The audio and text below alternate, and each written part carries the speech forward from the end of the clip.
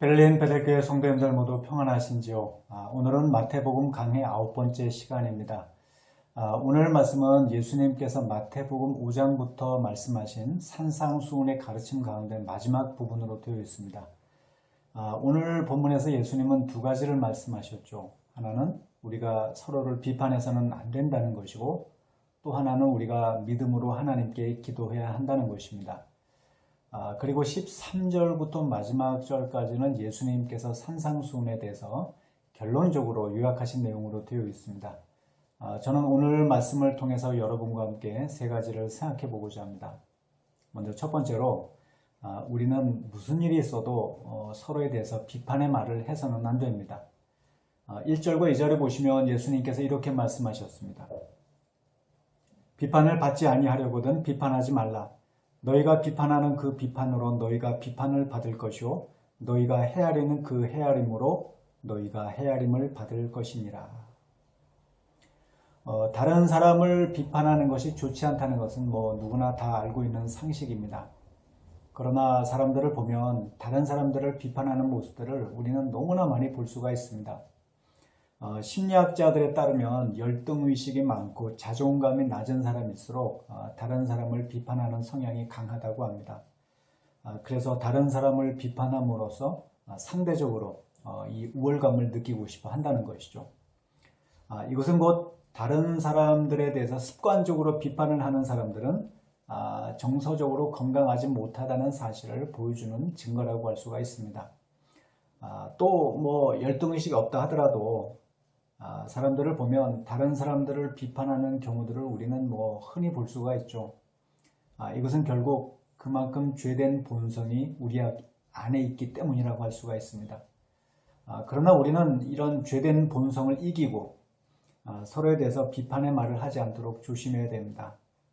그래서 우리가 이런 비판하는 사람이 되지 않기 위해서는 무엇보다 먼저 우리 안에 있는 자존감이 높아질 필요가 있습니다. 성경에 보시면 우리가 얼마나 놀라운 축복을 받은 사람들인지에 대해서 성경이 이야기하는 말씀들을 우리는 많이 찾아볼 수가 있죠. 우리는 다 예수님을 믿고 나서 하나님의 자녀들이 되었고, 또 우리는 영원한 생명을 얻었습니다. 그래서 우리는 죽고 난 다음에 천국에 들어갈 것이고, 또 영광스러운 부활의 몸을 입고 영원토록 하나님과 예수님과 더불어서 살게 될 것입니다. 이 사실과 관련해서 고린도후서 4장 7절에서 바울은 우리가 이 보배를 질그릇에 가지고 있다고 이야기하고 있습니다. 질그릇은 진흙으로 만들어졌기 때문에 볼품도 없죠. 또 깨지기가 쉽습니다. 그래서 사람은 질그릇을 전혀 귀하게 여기지를 않죠. 그런데 하나님은 질그릇 같은 우리들 안에 믿음이라는 보배를 담아두셨습니다. 그래서 우리가 이런 사실을 분명하게 알고 있을 때 우리는 열등의식도 사라지고 자존감이 높아지고, 그래서 이제는 더 이상 다른 사람들이 부럽지 않게 되고, 또 비판하는 마음도 사라지게 되는 것입니다. 오늘 말씀해 보시면 왜 우리가 서로를 비판하지 말아야 되는지에 대해서 예수님은 두 가지 사실을 말씀하셨습니다. 하나는 우리가 서로를 비판할 때 우리도 똑같이 하나님께로부터 비판을 받을 것이기 때문에 그렇습니다. 1절과 2절에 보시면 우리가 남을 비판할 때 우리도 똑같이 비판을 받을 것이다. 또 우리가 헤아리는 그 헤아림으로 우리도 똑같이 헤아림을 받을 것이라고 예수님은 말씀하셨습니다. 이 말씀은 다시 말해서 우리가 하나님께 비판을 받게 된다는 사실을 의미하고 있는 것인데요. 우리가 사람들한테 비판을 받으면 그나마 그것은 나은 일이라고 할 수가 있죠. 그러나 우리가 하나님께 비판을 받는 것, 이것은 정말 얼마나 두렵고 떨리는 일인지 모릅니다. 마태복음 12장 36절과 37절에 보시면 예수님께서 이런 말씀을 하셨습니다. 내가 너희에게 이르노니 사람이 무슨 무익한 말을 하든지 심판날에 이에 대하여 신문을 받으리니 내 말로 의롭다함을 받고 내 말로 정죄함을 받으리라.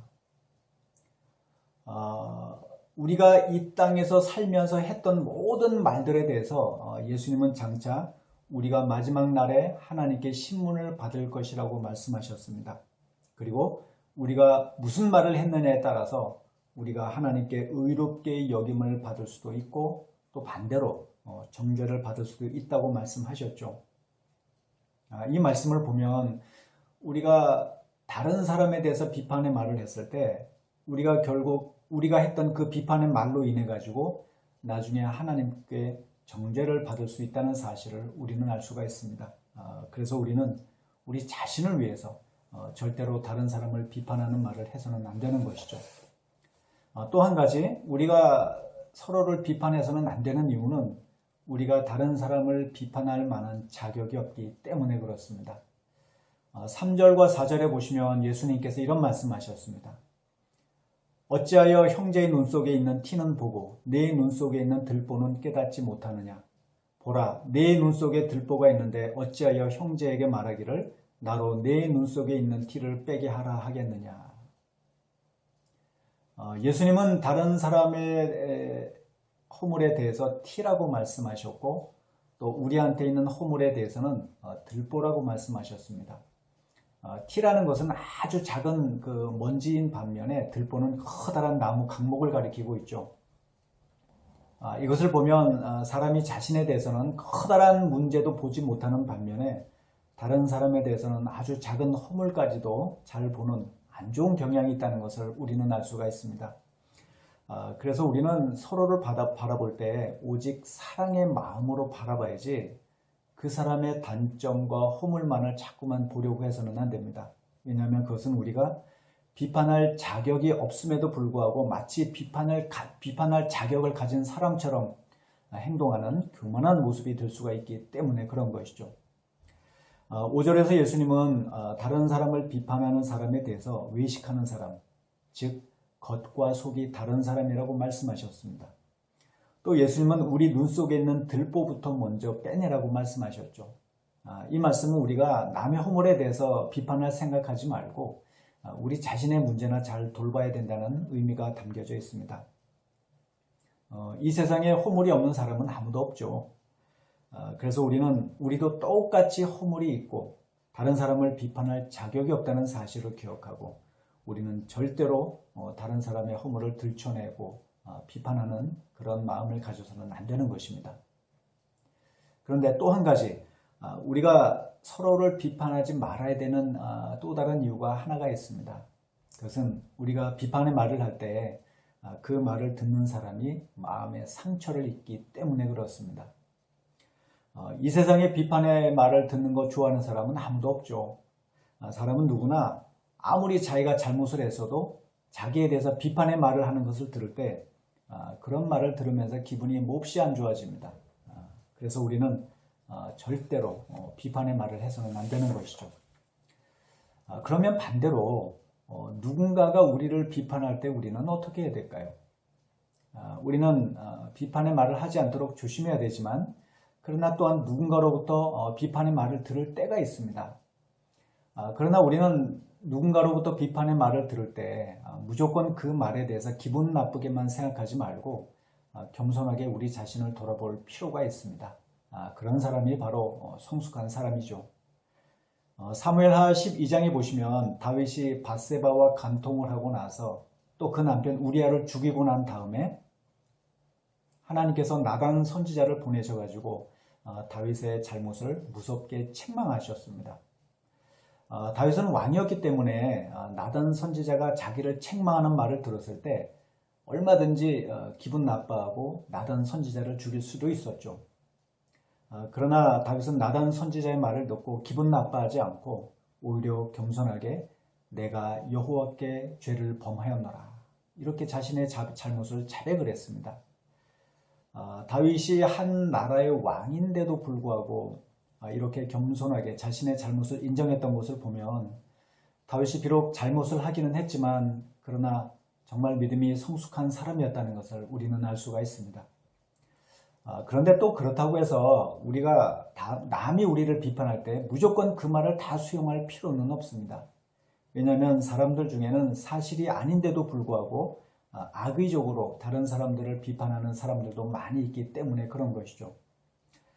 우리나라에서 연예인들이 가장 힘들어하는 것 중에 하나가 뭐냐면 바로 사람들이 그 연예인들의 동영상이라든지 SNS에다가 악플을 다는 것이라고 합니다. 그래서 연예인들 중에 보면 그 악플 때문에 너무 마음이 힘들어가지고 극단적인 선택을 했던 사람들도 우리는 매스컴을 통해서 볼 때가 있죠. 물론 사람들의 비판이 사실이라고 한다면 우리는 겸손하게 그 사람들의 비판의 말을 들어야 되고 우리 자신을 돌아보고 고칠 수 있어야 됩니다. 그러나 만약 그것이 사실이 아니라고 할 경우에 우리는 그런 잘못된 비판까지 신경 쓸 필요는 없는 것이죠. 6절 말씀해 보시면 예수님께서 이런 말씀을 하셨습니다. 거룩한 것을 개에게 주지 말며 너희 진주를 돼지 앞에 던지지 말라. 그들이 그것을 발로 밟고 돌이켜 너희를 찢어 상하게 할까 염려하라. 여기서 거룩한 것과 진주는 바로 예수님의 복음과 또 진리와 관련된 모든 가르침과 교훈들을 의미하고 있습니다. 또 개와 돼지는 예수님의 복음을 거부하고 비판했던 서기관들과 바리새인 같은 사람들을 가리키고 있죠. 그래서 거룩한 것을 개에게 주지 말고 진주를 돼지 앞에 던지지 말라는 말씀은 바리새인들과 서기관들처럼 무조건 예수님의 복음을 거부하고 비판하는 사람들한테는 복음을 전하지 말라는 그런 의미의 말씀입니다. 왜냐하면 그래봐야 쓸데없이 비판의 말만 들을 것이기 때문이라는 것이죠. 그러나 그렇다고 해서 이 말씀은 우리가 사람들을 골라서 비판하지 않을 것 같은 사람들한테만 복음을 전해야 된다는 그런 의미의 말씀도 아닙니다. 오히려 이 말씀은 우리가 불필요한 비판에 대해서까지 신경 쓸 필요가 없다는 의미가 담겨져 있는 것이죠. 6절 하반절에 보시면 너희를 찢어 상하게 할 수도 있다고 예수님께서 말씀하셨는데요. 이 말씀은 우리가 불필요한 비판까지 신경을 쓰다 보면 우리가 마음이 상할 수도 있기 때문에 우리가 마음이 상하지 않도록 잘못된 비판에 대해서는 신경을 꺼야 된다는 그런 의미가 담겨져 있는 것입니다.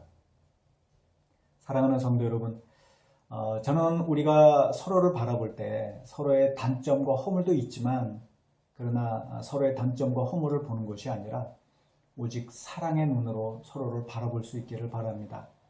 그래서 우리는 말할 때도 오직 사랑의 말, 축복의 말, 격려의 말, 칭찬의 말들만 많이 할 수 있기를 바랍니다. 또 때때로 우리가 누군가로부터 비판의 말을 들었을 때 그 비판의 말이 타당한 것이라면 우리는 겸손하게 그 비판의 말을 듣고 우리 자신을 돌아보고 또 만약 그것이 잘못된 비판이라고 한다면 그런 비판에 대해서는 우리가 마음 상하지 않고 넘길 수 있는 성숙하고 지혜로운 하나님의 사람들이 다 될 수 있기를 이 시간 주의 이름으로 축원드립니다. 두 번째로 오늘 본문에서 우리가 생각해 볼 것은 우리가 하나님께 기도하는 특권을 절대로 놓치지 않도록 힘써야 한다는 것입니다. 7절과 8절에 보시면 예수님께서 이런 말씀을 하셨습니다. 구하라 그리하면 너희에게 주실 것이요 찾으라 그리하면 찾아낼 것이요 문을 두드리라 그리하면 너희에게 열릴 것이니 구하는 이마다 받을 것이요 찾는 이는 찾아낼 것이요 두드리는 이에게는 열릴 것이니라. 앞쪽에 마태복음 6장 5절부터 13절까지 보시면 예수님께서 사람들에게 외식적으로 기도하는 것을 경계하라고 말씀하셨고 또 우리가 어떻게 기도해야 하는지에 대해서 예수님은 그 기도의 모범으로서 주기도문을 가르쳐 주셨습니다. 그런데 또 예수님께서 다시 이 기도에 대해서 사람들에게 교훈의 말씀을 하신 것인데요. 앞쪽에 마태복음 6장에서 주기도문의 말씀이 우리가 어떻게 기도해야 하는지에 대해서 예수님께서 가르쳐 주신 말씀이라고 한다면 오늘 본문에서 예수님이 기도에 대해서 말씀하신 것은 우리가 기도할 때 끝까지 믿음으로 기도해야 한다는 사실에 초점이 맞춰져 있습니다. 7절과 8절에서 예수님은 우리에게 구하라, 찾으라, 문을 두드리라고 말씀하셨습니다. 그런데 이 문장을 헬라어 원문으로 보시면 구하라, 찾으라, 문을 두드리라 이 모든 문장의 그 형태가 명령형으로 되어 있습니다. 이것은 곧 우리가 하나님께 기도를 해도 되고 안 돼도 되는 그런 것이 아니라 우리는 하나님께 반드시 기도하도록 힘써야 된다는 의미가 이 명령문 속에 담겨져 있는 것이죠. 7절 말씀에서 먼저 기도하라는 말씀은 우리가 하나님께 기도해야 한다는 뜻입니다. 또 찾으라는 말씀은 우리가 하나님께 기도만 하고 그냥 가만히 있지 말고 우리가 해야 될 일이 있다면 최선을 다해서 힘써야 된다는 의미가 이 찾으라는 단어 속에 담겨져 있죠. 또 문을 두드리라는 말씀도 보면 우리가 한두 번만 기도하는 것으로 끝나지 말고 우리가 계속 문을 두드리는 것처럼 하나님께 계속해서 끝까지 믿음으로 기도하도록 힘써야 된다는 의미가 이 말씀 속에 담겨져 있습니다. 그래서 하나님께 구하는 사람마다 기도 응답을 받고 찾는 사람마다 하나님께서 찾게 해주시고 또 문을 두드리는 사람마다 하나님께서 문을 열어주신다고 예수님께서 말씀하신 것입니다. 이어서 9절부터 11절까지 보시면 예수님께서 이런 말씀하셨죠. 너희 중에 누가 아들이 떡을 달라 하는데 돌을 주며 생선을 달라 하는데 뱀을 줄 사람이 있겠느냐. 너희가 악한 자라도 좋은 것으로 자식에게 줄 알거든 하물며 하늘에 계신 너희 아버지께서 구하는 자에게 좋은 것으로 주시지 않겠느냐. 왜 우리가 하나님께 기도해야 하느냐면 하나님께서 우리의 아버지가 되시기 때문에 그렇습니다. 우리 중에 자녀가 떡을 달라 하는데 돌을 주거나 또 생선을 달라 하는데 뱀을 주는 부모는 아무도 없죠. 우리 같은 사람들도 그런데 하물며 아버지 되시는 하나님께서 자녀된 우리들에게 얼마나 좋은 것을 주시겠냐고 예수님은 말씀하신 것입니다. 그래서 기도하는 사람은 하나님을 정말 자신의 아버지라고 생각한다는 사실을 보여주는 증거라고 할 수가 있죠. 그러나 반대로 만약 기도하지 않는다고 한다면 그 사람은 하나님을 아버지로 믿지 못하는 사람이 된다는 사실을 보여주는 증거가 되는 것입니다. 저희 집 아이들도 보면 필요한 것이 있을 때마다 저한테 찾아와서 이야기하지 옆집 아저씨한테 찾아가서 이야기하지 않습니다. 왜냐하면 제가 우리 아이들의 아버지가 되기 때문에 그런 것이죠. 또 저희 집 아이들을 보면 뭐 잘한 것도 별로 없으면서도 저한테 뭔가 필요한 것이 있을 때마다 얼마나 당당하게 이야기하는지 모릅니다. 이것은 그만큼 부모와 자녀 사이가 특별한 관계이기 때문에 그런 것입니다. 또 저도 보면 아빠로서 우리 아이들한테 뭔가 필요한 것이 있을 때마다 어떻게 해서든지 그것을 사주고 싶은 마음이 있습니다. 뭐 저뿐만이 그런 것이 아니라 이 세상의 모든 부모들이 다 똑같은 마음이겠죠. 그러니 우리 같은 사람들도 그런데 하물며 하늘에 계신 우리 아버지시야 얼마나 우리에게 좋은 것으로 주고 싶어 하시겠느냐는 것입니다. 이것이 바로 오늘 본문에서 예수님이 말씀하시는 내용의 핵심이자 결론입니다. 지난 10여 년 전쯤에 미국의 어느 기독교 출판사에서 기독교인들 678명을 대상으로 해서 당신은 기도하면서 만족감을 느끼고 있습니까? 이런 질문으로 설문조사를 한 적이 있는데요. 그런데 기도하면서 만족감을 느끼고 있다고 응답한 사람들의 비율이 678명 가운데 불과 23명밖에 되지를 않았습니다. 비율로 계산하면 대략 3.4% 정도밖에 되지 않았는데요. 그러면 왜 이렇게 많은 사람들이 기도하는 일에 열심을 내지 못하고 또 기도하면서도 만족감을 느끼지 못하는 것일까요? 뭐 그 이유가 여러 가지가 있을 수 있겠지만 우리는 그 이유들 가운데 하나로 보면 바로 앞쪽에 마태복음 7장 1절부터 5절까지의 말씀을 다시 살펴볼 필요가 있습니다. 앞쪽에서 예수님은 사람들에게 비판의 말을 하지 말라고 말씀하셨습니다.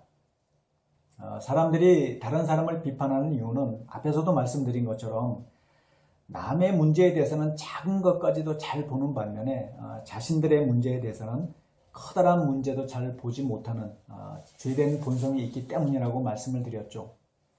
그런데 문제가 뭐냐면 사람들이 기도하면서도 이런 이중적인 잣대를 가지고 하나님을 판단한다는 것입니다. 그래서 사람들이 기도 응답이 되지 않으면 자신의 문제를 돌아볼 수 있어야 되는데 그런 것이 아니라 오히려 하나님께서 자기의 기도를 안 들어주신다. 하나님은 나에 대해서 관심이 없으시다. 하나님은 고집이 세신 분이시다. 이렇게 잘못 생각하고 기도하는 일을 중단해버리고 만다는 것입니다.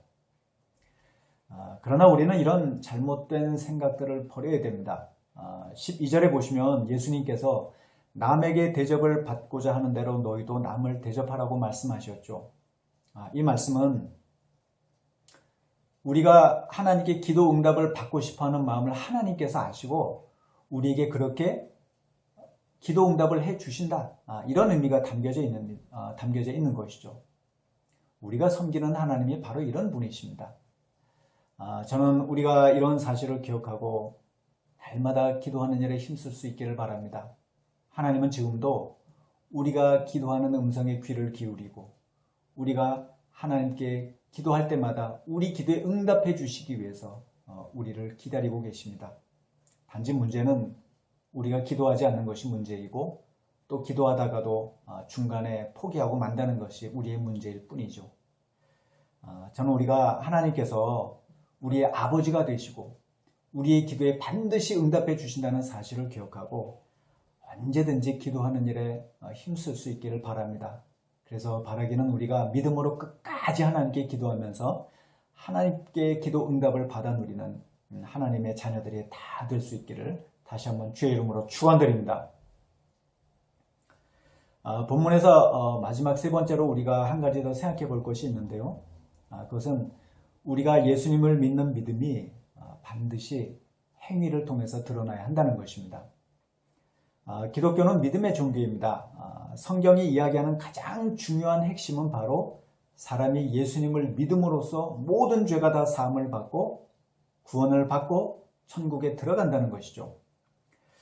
그러나 우리가 예수님을 믿는 그 믿음은 반드시 행위를 통해서 그 믿음이 증명되어야 됩니다. 만약 사람이 믿음이 있다고 하면서도 행위가 없다면 그 사람의 믿음은 의심해 볼 필요가 있는 것이죠. 13절과 14절에 보시면 예수님께서 이런 말씀을 하셨습니다.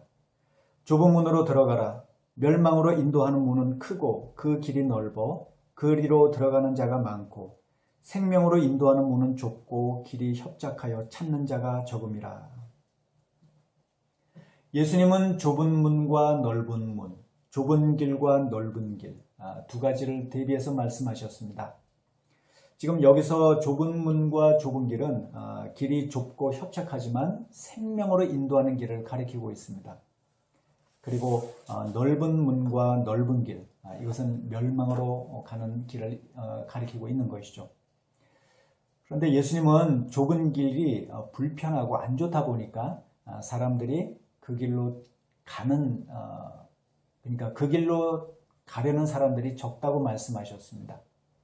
그러나 반대로 넓은 문과 넓은 길은 길이 넓고 편하다 보니까 그 길로 들어가는 사람들이 많다고 말씀하셨죠. 이것은 이 세상에 자기 마음대로 사는 사람들이 많은 반면에 하나님의 말씀을 따라서 믿음으로 사는 사람들은 그렇게 많지 않다는 사실을 예수님께서 비유로 말씀하신 것입니다. 그러나 우리는 생명을 얻기 위해서 좁은 길을 걷도록 힘써야 됩니다. 물론 좁은 길을 가는 것이 쉬운 일은 아니죠. 그러나 우리는 우리의 생명을 얻기 위해서 좁은 길을 걸어가야 하는 것입니다. 그리고 우리가 좁은 길을 걸어간다는 것은 곧 하나님의 말씀을 따라서 순종하는 삶을 의미하고 있는데요. 지금까지 예수님은 산상수훈을 통해서 여러 가지 교훈의 말씀들을 많이 하셨습니다. 그런데 예수님의 말씀을 요약을 하면 우리가 율법을 지킨다는 것은 곧 우리 마음 중심에서부터 이루어져야 되고 또 율법의 핵심은 바로 하나님을 사랑하고 이웃을 사랑하는 마음으로 모든 일을 하는 것이라고 요약할 수가 있습니다.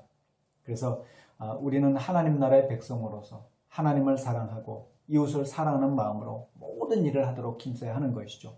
그리고 그것이 바로 좁은 길을 걸어가는 성도의 삶이 되는 것입니다. 앞에서 우리가 비판하지 말라, 또 믿음으로 기도하라 두 가지 사실을 배웠는데요. 우리가 서로를 비판하지 말아야 되는 이유도 우리가 이웃을 사랑하는 마음이 그 바탕이 된 그런 상태에서 우리가 서로를 비판하지 말아야 하는 것이죠. 또 우리가 하나님께 끝까지 믿음으로 기도해야 되는 이유도 우리가 하나님을 사랑하고 하나님을 믿고 신뢰하는 마음을 가지고 끝까지 기도해야 된다는 의미가 이 말씀 속에 담겨져 있는 것이죠. 그런데 우리가 좁은 길을 잘 걸어가기 위해서는 한 가지 조심해야 될 것이 있습니다. 그것은 우리가 거짓 선지자들의 잘못된 가르침에 미혹이 되지 않도록 조심하는 것입니다. 거짓 선지자들은 겉에 양의 옷을 입고 있기 때문에 그 사람들이 진짜인지 가짜인지 알 수가 없습니다. 그 대신 우리가 거짓 선지자들을 구분할 수 있는 방법을 예수님은 우리에게 한 가지 가르쳐 주셨습니다. 16절에 보시면 예수님께서 이런 말씀하셨습니다. 그들의 열매로 그들을 알지니 가시나무에서 포도를 또는 엉겅퀴에서 무화과를 따겠느냐.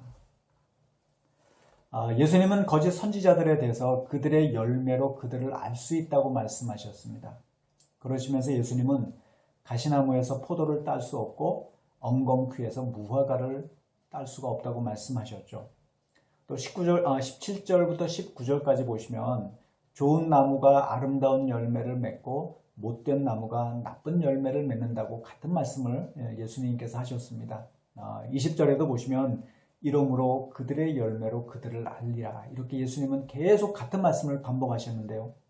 그래서 우리는 누가 진짜 선지자이고 누가 가짜 선지자인지 그 사람들의 열매를 통해서 알 수가 있습니다. 그러면 무엇이 좋은 열매이고 무엇이 나쁜 열매일까요? 이 사실과 관련해서 예수님은 22절과 23절에서 이렇게 말씀하셨습니다.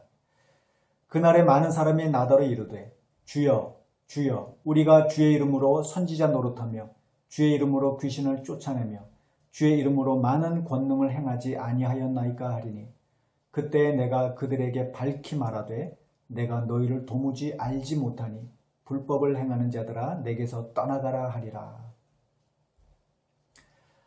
여기 보시면 예수님께서 거짓 선지자들이 했던 일들에 대해서 그들이 선지자 노릇을 하고 귀신을 쫓아내고 많은 권능을 행했다고 말씀하셨는데요.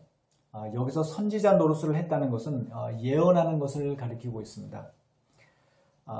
그러나 사람이 예언을 하고 귀신을 쫓아내고 많은 권능을 행하는 것, 이런 일들이 결코 나쁜 일은 아닙니다.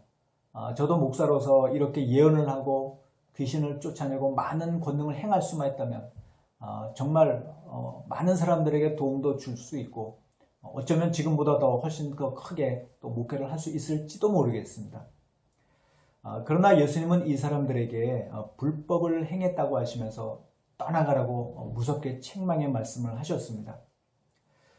그러면 왜 이렇게 거짓 선지자들이 주의 이름으로 예언을 하고 귀신을 쫓아내고 많은 권능을 행하고 나서도 이렇게 예수님께 책망의 말씀을 들었던 것일까요?